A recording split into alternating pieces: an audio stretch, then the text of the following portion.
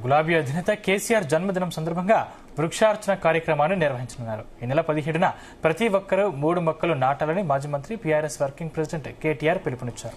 హరిత తెలంగాణ స్నాపికుడు కేసీఆర్ సంకల్పానికి మద్దతుగా చంద్రునుకో నూలు పోగులాగా వృక్షార్చన కార్యక్రమాన్ని మాజీ ఎంపీ జోగనపల్లి సంతోష్ కుమార్ చేపట్టారు.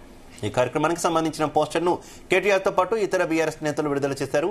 ప్రతి ఒక్కరూ మొక్కలు నాటి వాటిని సంరక్షించే బాధ్యత తీసుకోవడమే కేసీఆర్ కు మనమిచ్చే పుట్టినరోజు కానుక అని కేటీఆర్ అన్నారు.